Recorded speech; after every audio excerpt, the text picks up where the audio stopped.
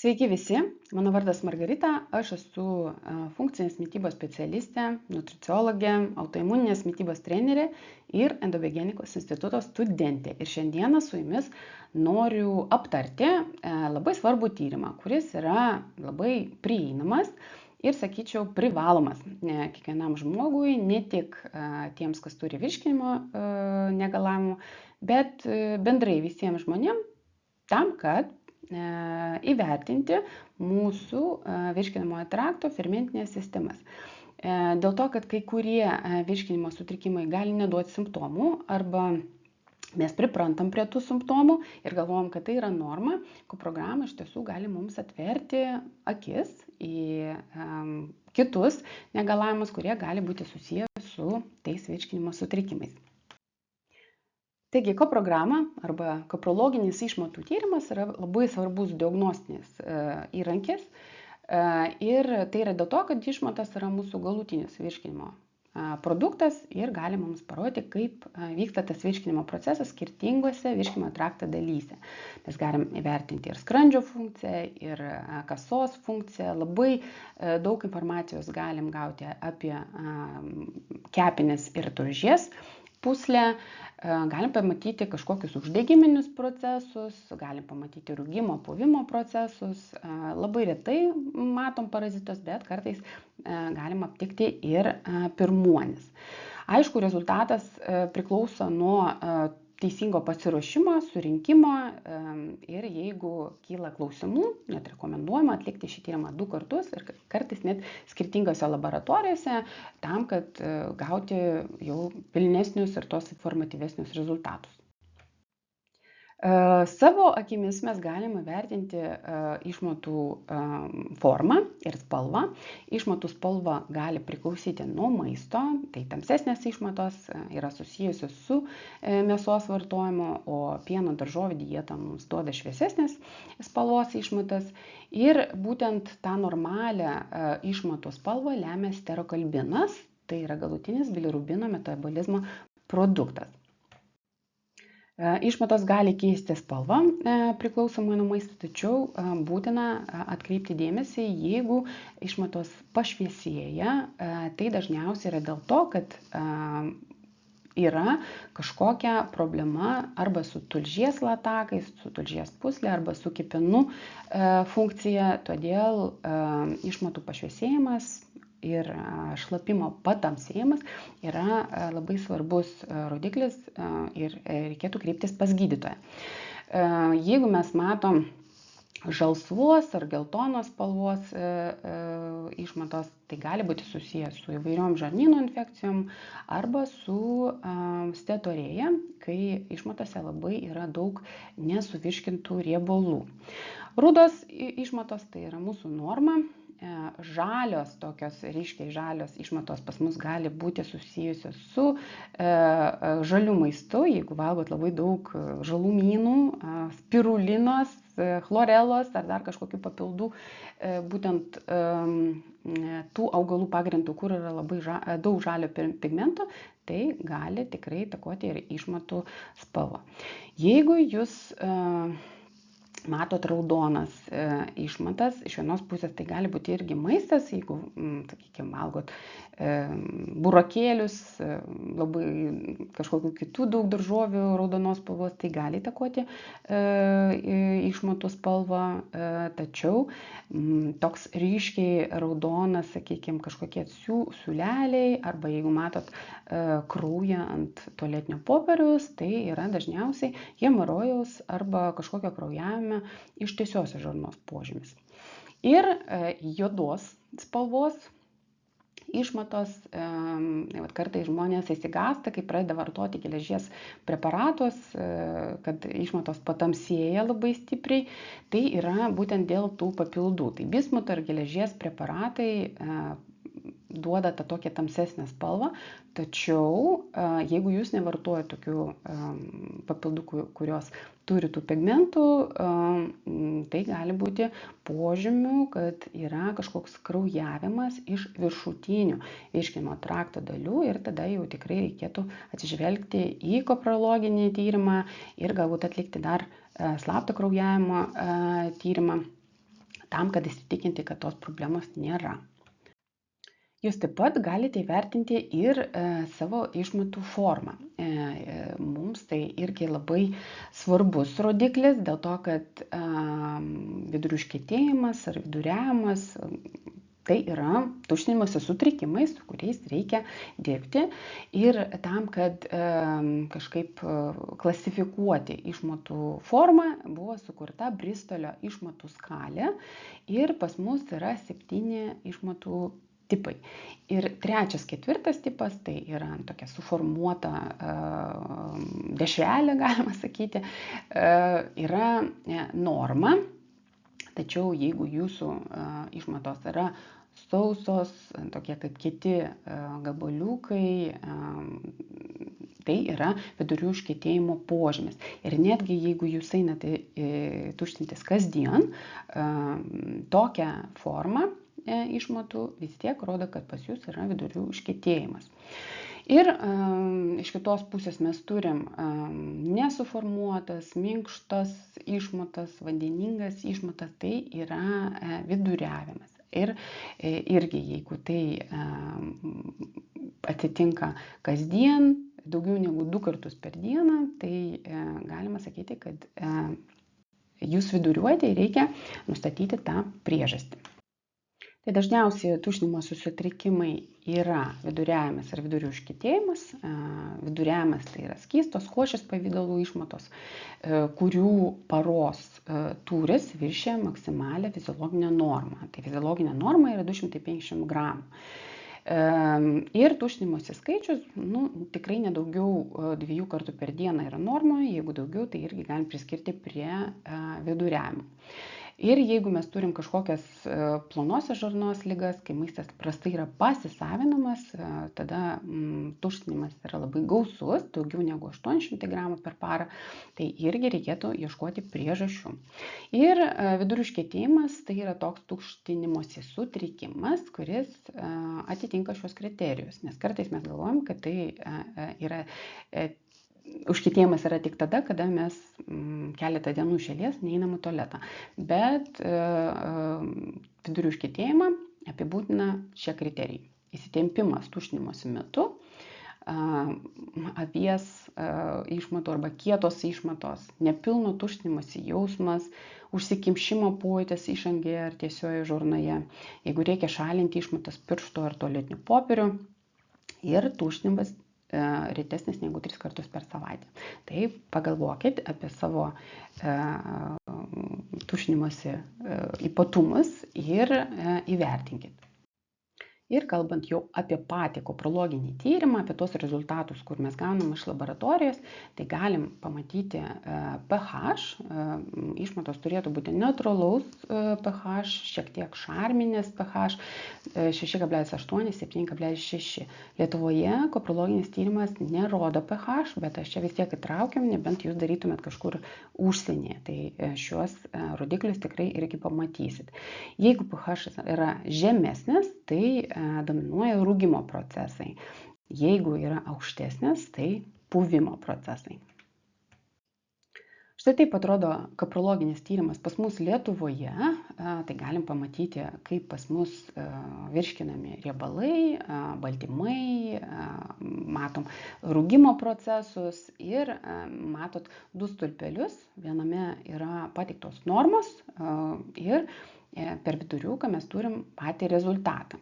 Tai šiandieną kaip tik pasižiūrėsime visus tos rodiklius tam, kad jūs savarankiškai galėtumėte įvertinti savo virškinimo procesus. Taigi, programoje yra 3 rodikliai, kurie mums leidžia įvertinti, kaip yra virškinami riebalai. Riebalinės rūgštys, muilai ir neutralūs riebalai. Neutralūs riebalai tai faktiškai tas riebalas, kurį jūs suvartojate, tačiau jisai visiškai nepasisavinamas, nesuskaidomas ir išeina tokiu pat pavidalu, nepasikeitęs su išmatomis. Tai gali rodyti, kad yra kasos arba kepenų funkcijos nepakankamumo, gali būti tulžies išsiskyrimo problema.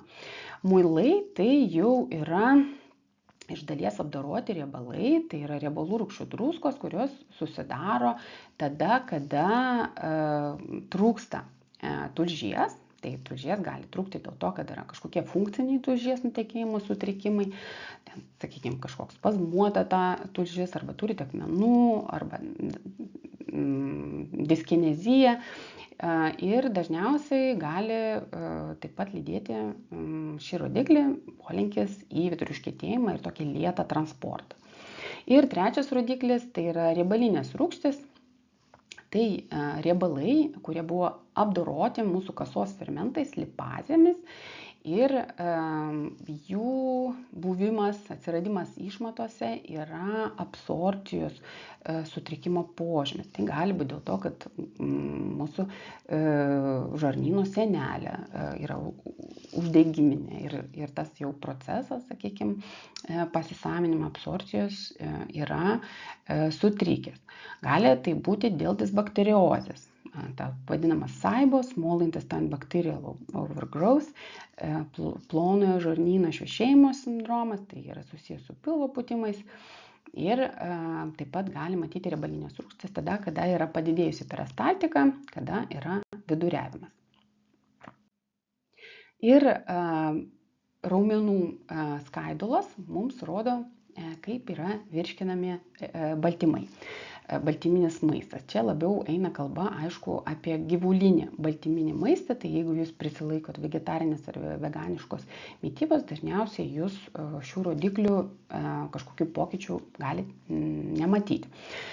Turim dviejų tipų raumenų skaidulos, yra neapvirškintos ir apvirškintos. Neapvirškintos tai faktiškai tos baltymų skaidulos, kurios nebuvo apdorotos net skrandžio rūgšties, tai gali būti susijęs su gastritais, ar su atrofija, arba su žemu skrandžio rūgštingumu, arba su vaistais, kurie mažina skrandžio rūgštingumą, antacidai ir protono pompos inhibitoriai.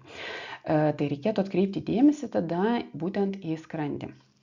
O jeigu jūs neturit neapvirškintų, bet turit apvirškintų raumenų skaidulų, iš dalies mūsų laboratorijos leidžia iki vieneto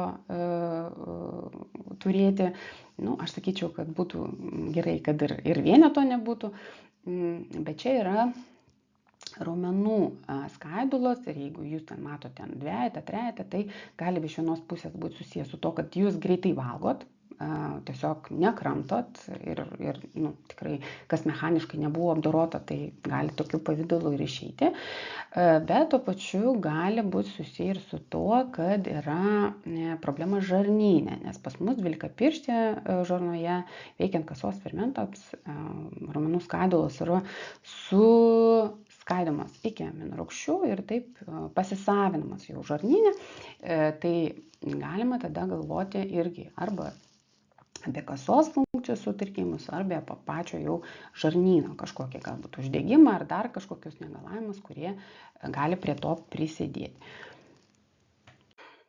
Įvairius uždegiminius procesus mums rodo gleivės, leukocitai, eritrocitai.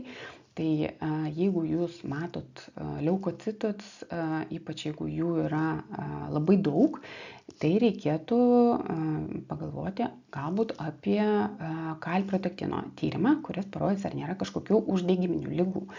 Ir jeigu jau matote eritrocitus, iš vienos pusės tai gali būti ir dėl hemorojus, jeigu turite aktyvų kraujuojantį hemorojų, bet aš rekomenduočiau atlikti ir slaptą kraujavimo tyrimą tam, kad įsitikinti, kad tai nėra kažkokios kitos rimtesnės problemos požymis. Taip pat ekoprogramoje yra tokie rodikliai kaip krakmolas, ląstelinis ar neląstelinis, ir narveliena, suvirškinamoji ir nesuvirškinamoji.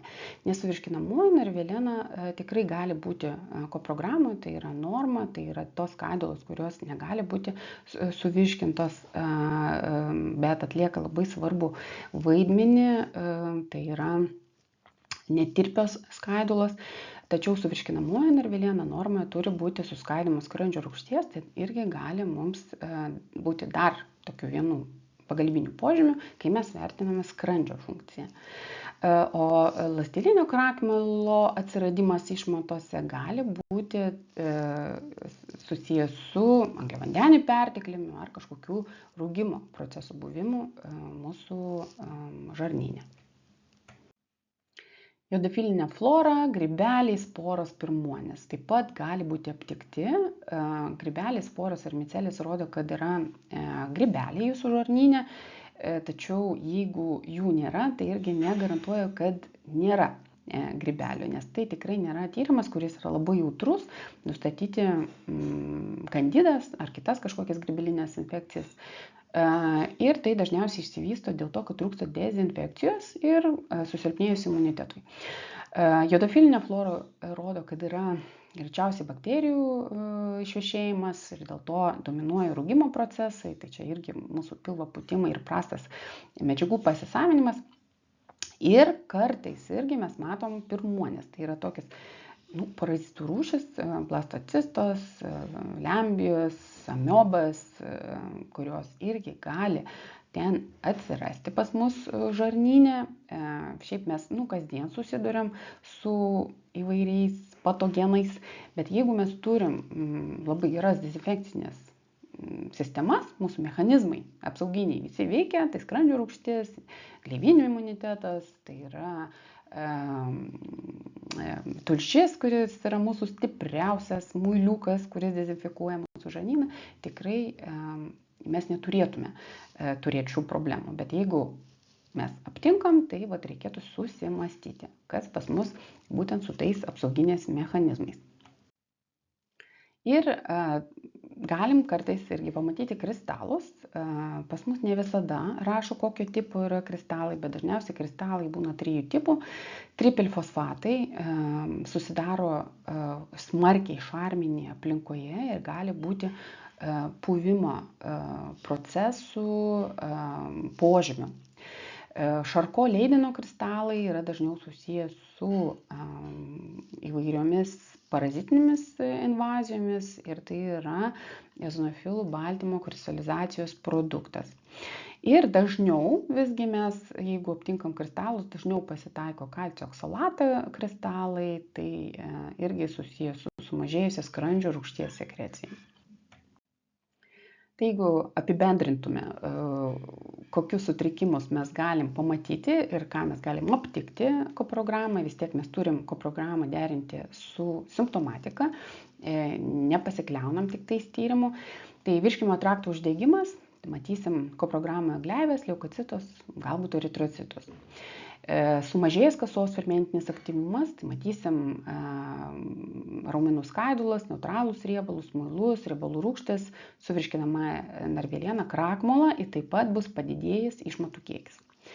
Tulžies takų, kepenų, tulžies nutekėjimo sutrikimai, į šiuos sutrikimus mums rodės neutralūs riebalai, muilai, riebalinės rūgštys.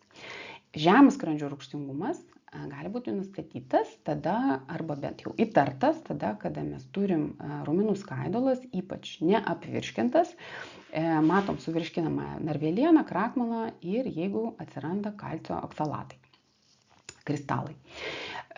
Ir į disbiozę mums gali rodyti ląstelinis krakmolas, jodofilinė flora, grybai, sporos ir micelis. Ir pačioje pradžioje minėjau, kad labai svarbu tinkamai pasiruošti, dėl to, kad nuo jūsų pasiruošimo ir tinkamo tyrimo pridavimo priklausys rezultatai. Tai pagrindinės taisyklės yra tokios. 700 valandas iki išmatų paėmimo turi būti nutraukti visi vaistai, visi vidurius lasinantys fermentai, choleretikai, tai medžiagos, kurios veikia mūsų peristaltiką ir taip pat geležies ir bismuto preparatai ir fermentai. Išmatos yra surenkamos į specialų indelį su mentelė išmatoms surinkti. Negalima naudoti klizmų ar mikroklizmų, kažkokių žvakučių tam, kad paskatinti tuštinimąsi. Taip pat neleidžiama rinkti tyrimo koprogramai menstruacijų metu, dėl to, kad kraujas gali patekti ir tada mes turėsim netikslius rezultatus. Taip pat stengtis, kad šlapimas nepatektų į indelį. Jeigu jūs tuštinatės 2 ar daugiau kartų per dieną, tada reikėtų surinkti būtent tas rytinės išmatas. Ir rekomendacija yra visgi kuo greičiau pristatyti indelį į laboratoriją, be temperatūros pokyčių, bet jeigu tai yra neįmanoma, galima išmatas laikyti šaldytuve neilgiau kaip 8 valandas. Ir žinant, kad kuo greičiau jūs pristatysite rezultatą, to patikimesni bus programos rezultatai. Ir būtinai pažymėkite indelį šaldytuve, kad nieks nesumaišytų. Labai smagu buvo šiandien pasidalinti šią informaciją su jumis, dėl to, kad aš tikrai tikiu, kad tai yra privalomas tyrimas visiems. Labai gaila, kad galbūt ne taip dažnai ir gydytojai jį užsako, bet tikrai jūs galite nueiti bet kokią laboratoriją, pasidaryti ir pasipraktikuoti. O aš laukiu jūsų savo programuose, savo renginiuose, webinaruose. Iki greito.